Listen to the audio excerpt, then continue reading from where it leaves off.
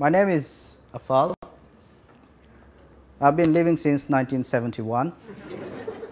And there you go. Cute.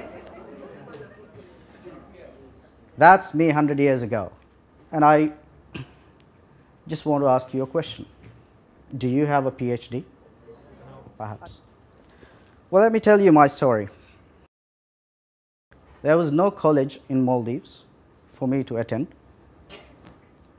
So you had to get out of school, go to work, and struggle a bit, and then eventually you get a scholarship, if you're lucky, and then you go abroad to study.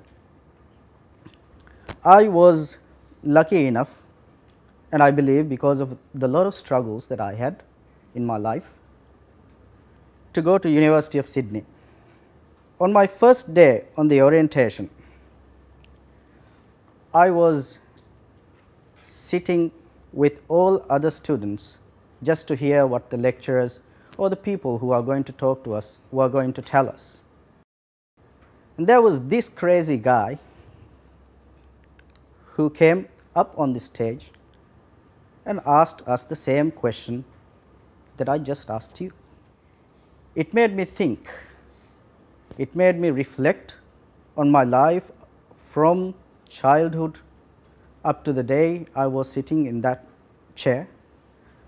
And also that particular piece of advice inspired me to have kept that in mind from that day up until now to what I have achieved in life and what I have been doing in life, and it will always stay in my life for whatever success, for whatever name or whatever fame that I am going to get in my life, and that is why I will always, in my opinion, be a successful person. In life, what I believe is that you require a lot of patience. Patience is an aspect of life. In the life that I live now, we have a saying. Probably most of you know where I work. Do you? Well, I work in a hospital, and we have a saying that patients are the most impatient people. Well, my parents weren't rich. My parents were separated. I lived with my grandmother and my grandfather and grew up just learning bits and pieces of values, what they could teach me. Never late to work, and I'll be the last one to leave from the office. I sure had to have that patience to get to where I am today. The first scholarship I got was to a cell in Dunidu.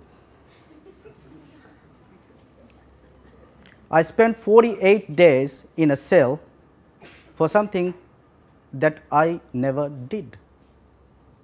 But then, because of so much dedication that I put, or hard work that I put into that work, I figured out, okay, there's something wrong with this, and I brought up some stuff that could not have been happening, that should not have been happening. And the lesson I learned was I should have never brought it up. No, I should have. And because I brought it up, I was told not to talk about it, and then I talked about it, and then I ended up in jail. That was the toughest part of my life that I have ever lived. But it had never, ever had an effect on my patience. Very good. Now you're getting the hang of it. The first thing that you have to be honest is to yourself. There was one incident in my life when I was in grade 7, which I realized much later in life what actually happened. Just like any grade 7 child, you are up to mischief in school. And our classes were on the second floor of Majidia school. And that day during the interval period, we were playing around, and I had this wooden plank with a nail on it. And we were just, throwing this at each other, and some people who have been in Majidia would know that was just the back of one of those small chairs. During your time you might have that, so it was taken out. I threw it out. It fell down and I didn't know what actually happened with it. The mischief was gone. Second half of the school started. Halfway through the first period, there was the headmaster standing in front of the class with that plaque. And he goes, "Who threw this?" Well, everyone was silent, looking at each other. Not me. And what he said was, "Look, I am going to all the classes of grade 7 and every one of you will be detained unless whoever who threw this owned up." Damn. This is tough.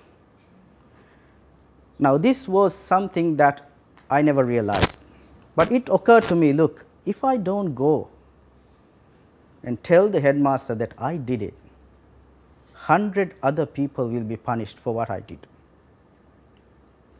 For some reason, from somewhere under my stomach, I just found that gut. Okay, this is what I am going to do. Started walking. Damn, no. Come back.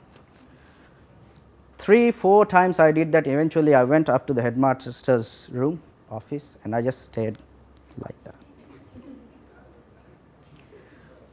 And the headmaster calls me and said, "Afaal, why are you here?" And I went up to his table and that plank was lying there on his table. All I did was just pointed my finger to that plank.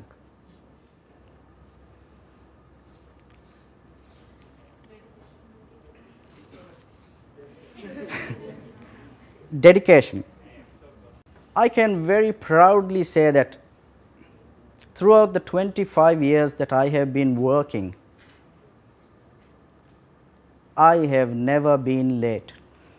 Don't put money before your profession. Whatever you do in your life, that will be the wrong turn. If you are dedicated to your profession and if you do something dedicatedly, it will be noticed and you will get paid in many ways. You will have satisfaction, you will have success, and of course, eventually you will earn a living. Always ask yourself that question, what will make me go to work tomorrow?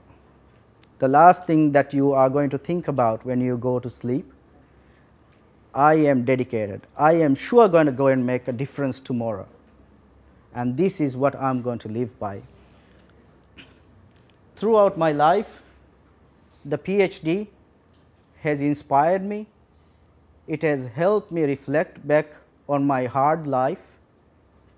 And it is something that will keep inspiring me for the rest of my life. Thank you very much for listening.